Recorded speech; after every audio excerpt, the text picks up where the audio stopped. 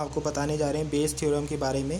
Bayes theorem is a theorem of probability theory originally stated by the reverend Thomas base. Bayes theorem एक ऐसा theorem है probability theory का जो कि originally develop किया गया था रेवरेंड थॉमस बेस के द्वारा। It can be seen as a way of understanding how the probability that a theory is true is affected by a new piece of evidence.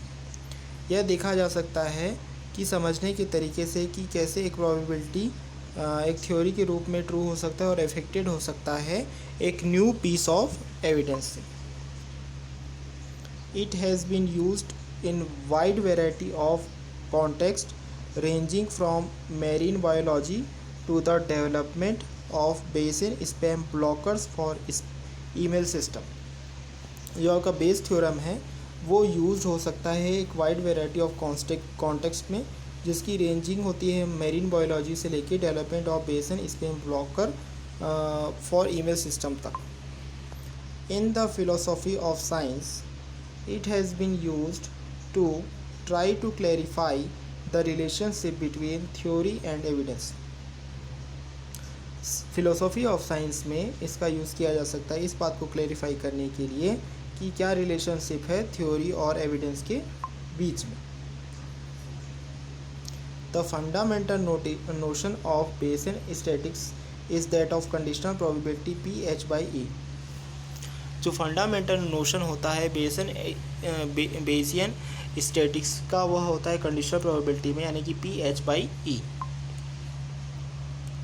Read this expression as the probability of hypothesis H given that we have observed evidence E। हमें इस expression को read करना है as the probability of hypothesis H, जहाँ पर यह दिया गया है कि हमने ऑब्जर्व किया है एविडेंस E को। To compute this, we need to take into account the prior probability of H and the extent to which E provides evidence of H। इस चीज़ को कंप्यूट करने के लिए हमें ज़रूरत पड़ती है कि हमें इस बात को ध्यान रखना पड़ता है कि प्रायर प्रोबेबिलिटी ऑफ H क्या है और एक्सटेंट क्या है, एक्सटेंट जिसमें कि E प्रोवाइड्स करेगा एविडेंस ऑफ H।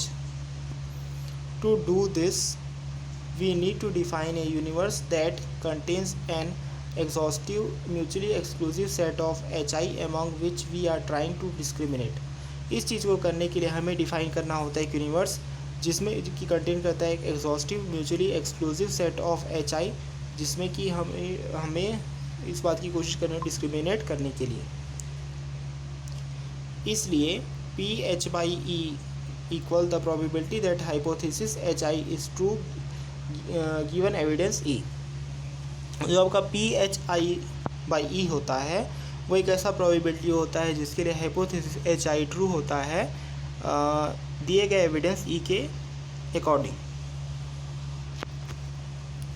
नेक्स्ट है PE/HI। The probability that we will observe evidence E given that hypothesis I is true.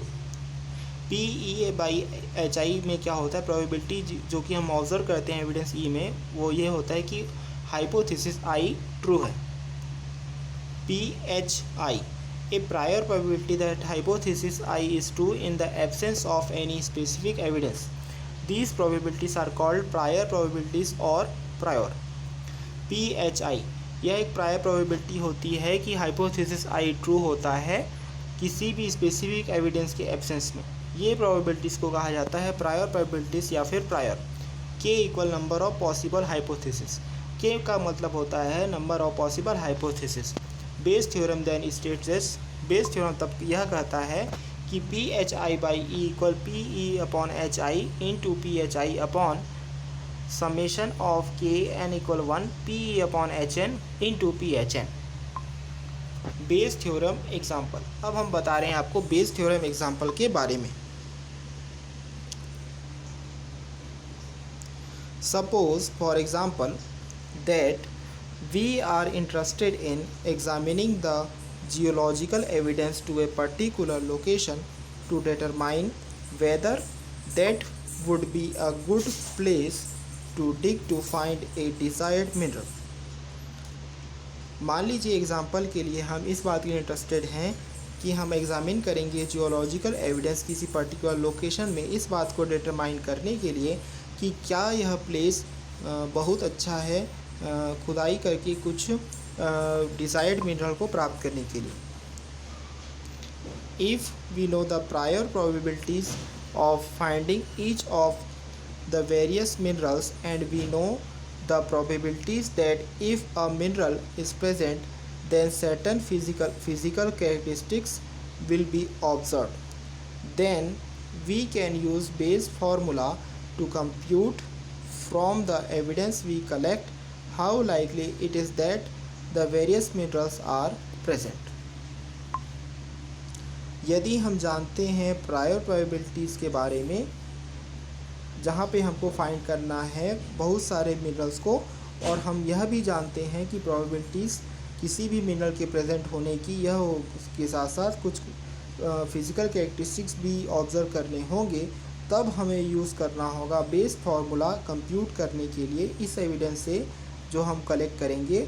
और साथ ही साथ हमें यह देखना होगा कि बहुत सारे मिनरल्स की प्रेजेंट होने की जो परसेंटेज हैं वो कितने ज़्यादा हैं।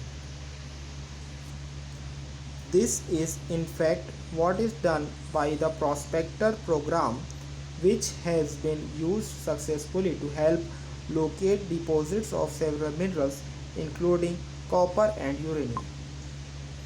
इसके लिए इनफैक्ट हम यूज़ कर सकते हैं प्रॉस्पेक्टर नाम का प्रोग्राम जो कि यूज़ किया गया है सक्सेसफुली ताकि हेल्प किया जा सके लोकेट करने के लिए डिपॉजिट्स ऑफ सेवरल मिनरल्स जिसमें इंक्लूड होते हैं कॉपर और यूरेनियम।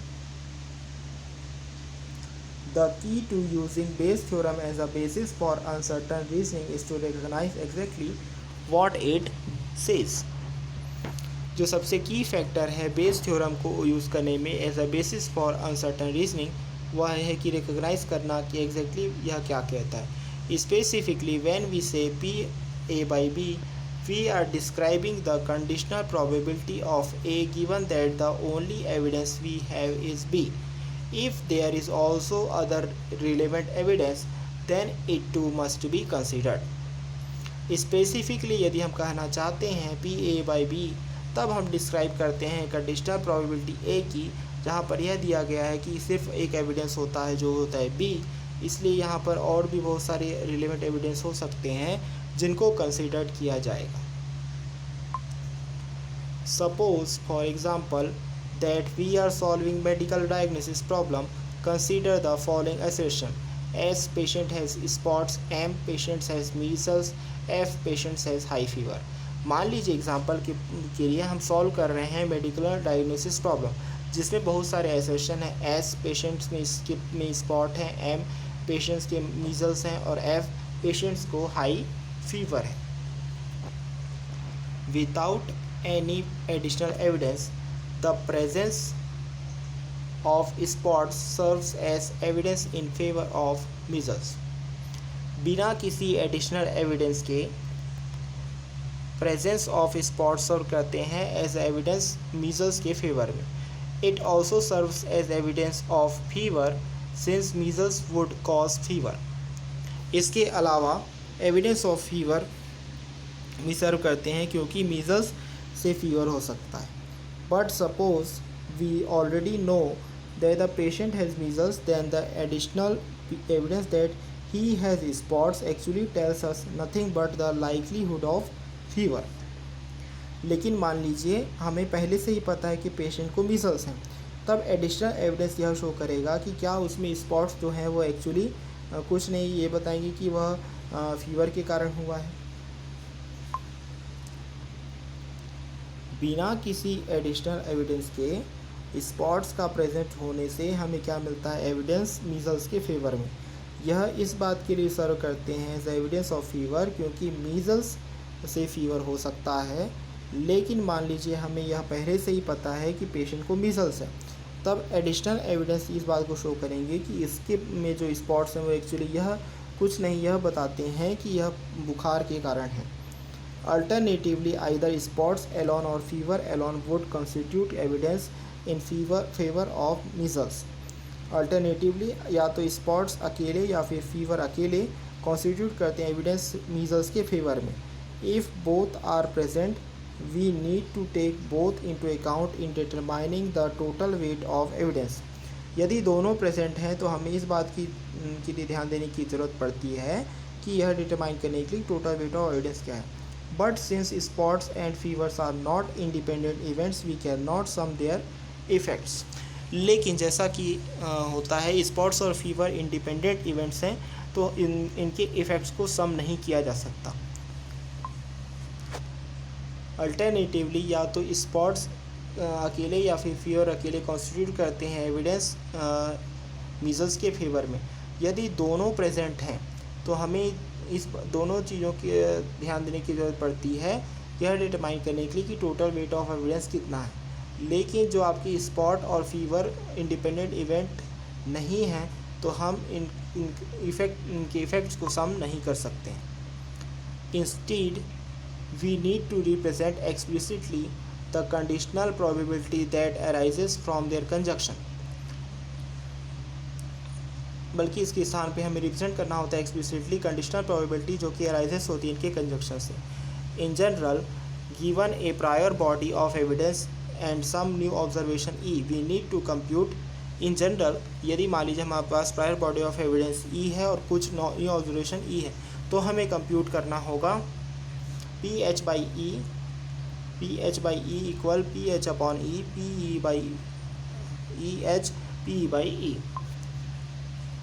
एग्जाम्पल के लिए suppose that the coloured ball are distributed in 3 boxes as follows. मान लीजिए कलर्ड बॉल्स को डिस्ट्रीब्यूटेड किया गया था 3 बॉक्सेस में कुछ इस तरीके से, जैसे कि रेड कलर में बॉक्स 1 में 2 रेड बॉल्स है, बॉक्स 2 में 4 रेड बॉल्स हैं, बॉक्स 3 में 3 रेड बॉल्स हैं, बॉक्स 1 में वाइट बॉल 1 है, बॉक्स 2 में वाइट बॉल 1 है और बॉक्स 3 में वाइट बॉल 4 है। बॉक्स 1 में ब्लू बॉल 5 है, बॉक्स 2 में ब्लू बॉल 5 है और बॉक्स 3 में ब्लू बॉल 3 है। A box is selected at random from which a ball is selected at random and it is red. What is the chance the box 3 was selected? एक box selected होगा at random जिसमें कि एक ball selected होगा एक random और यह होगा रेड। क्या चांसेस हैं कि बॉक्स 3 सेलेक्टेड हो? तो इसका सॉल्यूशन यह बोलता है कि let B denote the events of selecting a red ball and let A1 A2 A3 denote the event of selecting boxes 1 to 3 respectively. We have to find out P A3 by B. मान लीजिए B denote करता है यह इस event को जिसमें select किया जाता है एक रेड बॉल, और मान लीजिए A1 A2 A3 डिनोट करते हैं events of selecting box 1 to 3 respectively. तो हमें यह फाइंड आउट करना है कि P A3 by B का क्या आंसर है। P A1 equal 1/3, P A2 equal 1/3, P A3 equal 1/3 is also PB by A1 the probability of selecting red ball from box 1 equal 2/10 equal 1/5. Similarly, PB by A2 the probability of selecting red ball from box 2 equal 4/8 equal 1/2 and PB by A3 equal 3/10. According to Bayes theorem, PA3 by B equal PA3 into PB by A3 upon summation PAI into PBAI equal 1/3 into 1/3.3/10 divided by 1/3.1 divided by 5 plus 1/3.1/2 plus 1/3.1 divided by 10 is equal 3/10। Next video में हम आपको बताएंगे Bayesian network के बारे में। तब तक इस वीडियो को लाइक करें, शेयर करें, हमारे चैनल को जरूर सब्सक्राइब करें। Thank you.